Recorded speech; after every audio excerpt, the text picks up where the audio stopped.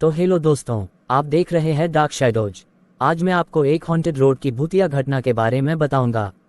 लेकिन कहानी शुरू करने से पहले अगर आपने हमारे चैनल को सब्सक्राइब नहीं किया है तो आप हमारे चैनल को सब्सक्राइब जरूर कर लें, क्योंकि आपके एक सब्सक्राइब करने से हमें हौसला मिलता है ऐसी ही और कहानी लाने के लिए। तो चलिए दोस्तों शुरू करते हैं अपनी आज की कहानी। तो दोस्तों बहुत रात हो गई थी। नील अपनी बाइक से अपने घर जाने के लिए निकला। अभी कुछ दिन पहले ही नील की यह नई नौकरी लगी थी। नील की शिफ्ट आज रात की थी। रात के करीब 1:30 बजे नील की शिफ्ट खत्म हुई। शिफ्ट खत्म करने के बाद नील अपने कुछ दोस्तों के साथ घर जाने के लिए निकला, लेकिन उनका ये साथ हाईवे तक का ही था, क्योंकि हाईवे पे पहुंचते ही वो सभी अपने अपने घर के रास्ते की तरफ निकल जाते। नील अब उस हाईवे पर अकेला ही था। अकेला होने के कारण नील ने अपनी बाइक की स्पीड और तेज कर दी। बहुत कम ही उसे सामने से गाड़ियां आते हुए दिखती और जो पीछे से आ रही होती वो उसे ओवरटेक करके आगे निकल जाती। थोड़ी देर हाईवे पर चलने के बाद उसने अपनी बाइक को एक कच्चे रास्ते की तरफ मोड़ लिया। वो कच्चा रास्ता पूरा सुनसान पड़ा था और बाइक की हेडलाइट की रोशनी में वो काले अंधेरे से भरा रास्ता दिखाई दे रहा था। लेकिन नील के पास और कोई चारा भी नहीं था, क्योंकि अगर नौकरी चाहिए तो नाइट शिफ्ट करनी ही पड़ती थी। नील अपनी ही धुन में बाइक चलाते हुए जा रहा था कि तभी अचानक से पीछे से एक बाइक के हॉर्न की आवाज आई। नील ने बाइक को साइड दी। थोड़ी ही देर में वो कपल नील को ओवरटेक करके चले गए। नील को लगा कि शायद वो पति पत्नी होंगे, लेकिन नील ने एक बात को गौर किया कि उस औरत ने एक लाल साड़ी पहनी थी और उस साड़ी का पल्लू पहिए के एकदम साथ उड़ रहा था। उसकी साड़ी कभी भी उस पहिए में फंस सकती थी और अगर ऐसा होता तो बहुत बड़ी दुर्घटना हो सकती थी। इसीलिए नील ने अपनी बाइक की स्पीड तेज की और उस बाइक को ओवरटेक करके कहा, बहन जी आपका पल्लू बाइक में फंस सकता है। नील ने ऐसा कहा और आगे निकल गए। नील को अब थोड़ा अच्छा लग रहा था कि उसने किसी की मदद की। थोड़ी देर बाद फिर से वही बाइक वाला नील को ओवरटेक करके आगे निकल गया, लेकिन ये क्या अब उसकी बीवी बाइक पर नहीं बैठी थी? आखिर कहाँ गई होगी? यही सोचते हुए नील ने फिर से बाइक की स्पीड बढ़ाई और उस बाइक वाले के पास पहुंचा और नील ने कहा, हेलो भाई साहब, आपके पीछे बैठी हुई आपकी पत्नी कहाँ गई? उनकी साड़ी का पल्लू बाइक के पहिए में फंसने वाला था। उस बाइक वाले ने अपनी बाइक साइड में लगाई, वैसे ही नील ने भी अपनी बाइक साइड में लगाई।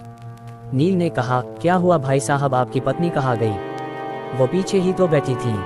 उस बाइक वाले का पूरा शरीर डर के मारे कँपने लगा। उसने कुछ नहीं कहा, सिर्फ अपनी डर भरी आंखों से पीछे मुड़कर देखा तो वो रास्ता और भी डरावना लग रहा था। नील ने उससे कहा, क्या हुआ, आप इतने डरे हुए क्यों हो? वह बाइक वाला नील को देखता ही रह गया और फिर उसने पूछा, मेरी बाइक पर किसे बैठे देखा आपने? नील ने कहा, मतलब आप उसे नहीं पहचानते? बाइक वाले ने कहा, मैं जॉब से अपने घर जा रहा था, वो भी अकेले, और मैंने किसी को लिफ्ट भी नहीं दी थी। ये बात सुनते ही नील के रोंगटे खड़े हो गए। उन दोनों ने एक दूसरे को देखा और फिर दोनों ने पीछे मुड़कर देखा। उन दोनों को पीछे एक धुंधली सी काली परछाई दिखी। उस परछाई को देखते ही उन दोनों की आंखें डर के मारे मानो फटी की फटी रह गई और दोनों के दिलों की धड़कन भी बढ़ गई। उन दोनों ने जल्दी से अपनी अपनी बाइक स्टार्ट की और अपने घरों की तरफ निकल गए। उन दोनों ने जो भी देखा था वो बहुत ही डरावना था। नील बहुत ही जल्दी अपने घर पहुंच गया। नील ने घर पहुंचकर टाइम देखा तो 2 बज रहे थे। वो सीधे अपने कमरे में सोने के लिए चला गया। नील सोने के लिए अपने बिस्तर पर लेट तो गया, लेकिन उसे नींद ही नहीं आ रही थी। बार बार उसकी आंखों के सामने वही खौफनाक परछाई आ रही थी। नील अपने बिस्तर पर लेटकर सोने की कोशिश कर रहे था, लेकिन उसको बार बार वो बाइक पर बैठी औरत और उसकी वो लाल साड़ी याद आ रही थी। अपनी पूरी लाइफ में उसने पहली बार ऐसा कुछ महसूस किया था। अब तो उसे अपने कमरे में लगे पर्दे भी उस लाल साड़ी की तरह लग रहे थे। अब तो नील को खिड़की की तरफ देखने में भी डर लग रहा था, क्योंकि जब भी वो उन पर्दों को देखता तो उसे वो लाल साड़ी वाली औरत याद आती। लेकिन अब थोड़ी सी हिम्मत जुटाकर नील उस खिड़की को बंद करने के लिए उठा। उसने उस खिड़की को बंद किया, लेकिन खिड़की बंद करने के बाद जैसे ही वो पीछे मुड़ा, उसे वो औरत पीछे खड़ी दिखी। उस खौफनाक औरत ने तुरंत नील के ऊपर छलांग लगा दी। नील डर के मारे चिल्लाने लगा, लेकिन जब नींद खुली तो उसने देखा कि यह एक सपना था। नील ने सोचा कि मैं शायद कुछ ज्यादा ही सोच रहा हूँ, ये बोलकर वो फिर से सो गया।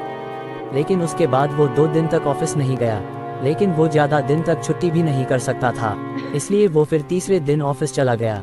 लेकिन उसका मन आज काम में नहीं लग रहा था। वो बार बार अपनी घड़ी देख रहा था।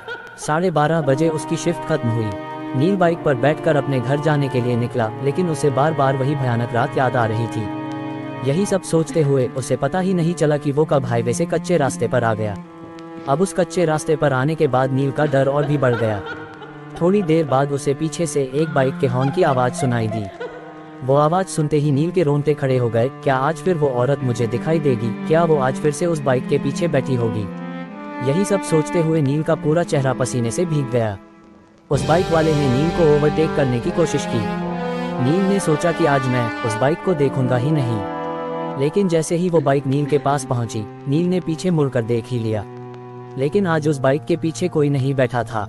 नील ने एक राहत भरी सांस ली। नील ने उस बाइक वाले की तरफ देखकर एक स्माइल दी तो उस बाइक वाले ने अपने हेलमेट का शीशा ऊपर करके कहा कि अरे भाई साहब, बहन जी को कहिए कि अपनी साड़ी का पल्लू ऊपर कर लें, नहीं तो वो बाइक के पहिए में अटक सकता है। उस बाइक वाले ने जैसे ही ये कहा तो नील ने अपनी बाइक का संतुलन खो दिया और उसकी बाइक का एक्सीडेंट हो गया। अगली सुबह जब उनकी आंख खुली तो वो एक हॉस्पिटल में थे। नील अपने साथ हुई इस घटना को आज नहीं भुला पाया है। तो दोस्तों, अगर आपको हमारी आज की कहानी लगी हो तो वीडियो को एक लाइक और चैनल को सब्सक्राइब जरूर करें और कमेंट में जय श्री राम लिखना ना भूलें। तो मिलेंगे आप नेक्स्ट वीडियो में, तब तक के लिए जय राम जी की।